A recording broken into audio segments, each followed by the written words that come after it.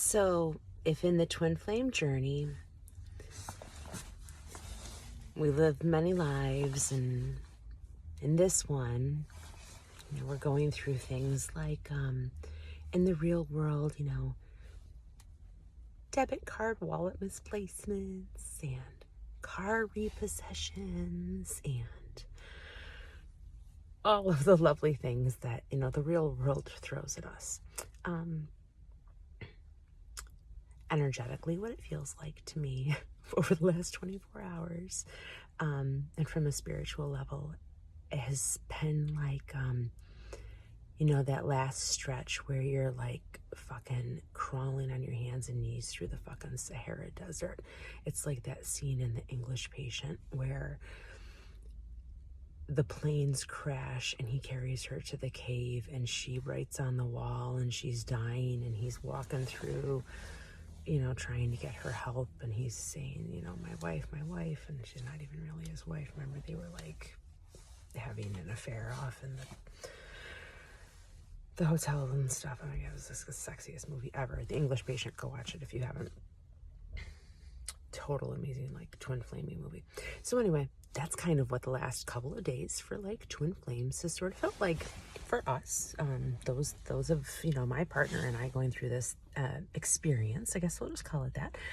So to show you sort of what the real world play out has been was, after the incidents of the debit card, and then I had to work this weekend. And as you know from my videos, I'm an actress and a singer, so had a great weekend doing fantastic shows. And he actually came to see one of the shows, and it was the first time he had seen me perform. So that was really, really special. And think after being together for 30 years that somebody would have seen you do what you do best, and the most important thing in your universe, makes up like 90% of your being. But no, he hadn't, because that's what's so unique about twin flame relationships, is that sometimes we know each other so deeply in one area of our lives, but we essentially don't know anything about the other part of our lives because we don't need to, because we're connected on such a soul level, and it's such a strange relationship because we are so close in some ways we don't really need to know certain things about each other, which then causes tremendous trouble when you really try to have that 3D relationship, when you try to have the marriage, when you try to have the family, when you try to really make it work. And we, for the most part, have figured out how to make it work, and we're very close to being able to make some tweaks and really have a full functional, 3D life and family. And, as we go, you're going to learn more and more and more about, we say the saga. It's a very nice life and family that we have together. And I feel confident enough in it that I can document it in a little documentary that I am here on YouTube. So yeah, that's how things are now. We do not live together. He has technically moved out, and it's been coming up on a week now. So today is Monday. I finally have the first day off in quite a bit.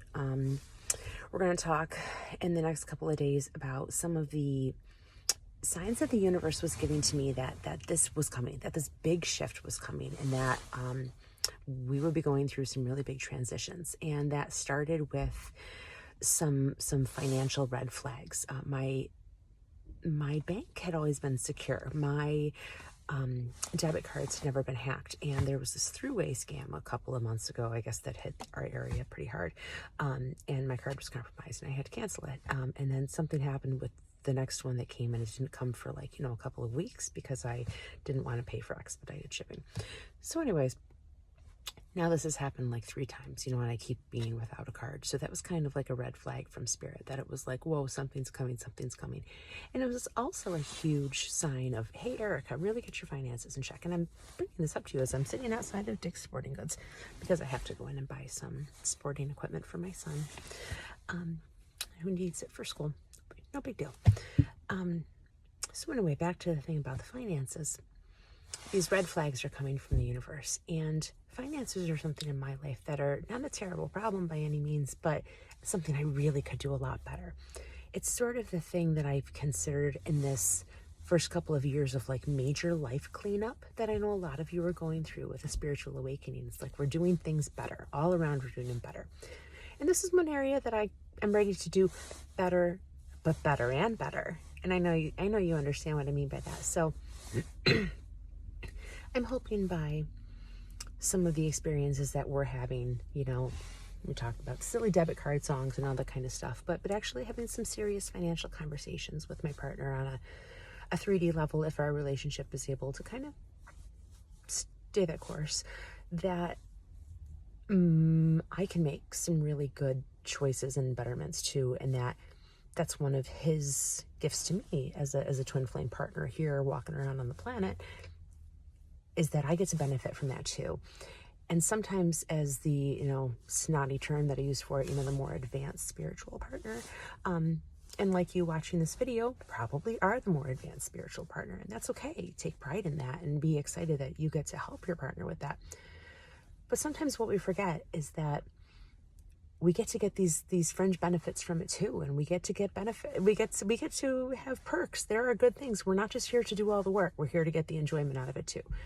So I would invite you in wherever you are on your journey right now, and I'm going to try and stay present and current with this and focus on it, and really make sure as I move through this day and have this in my mind that I keep in the forefront of my concentration how this situation can be something that I not only help to move forward in the universe and help give good energy to, but how it can provide something to me in my life, to my family, what I can take from it, what I can receive.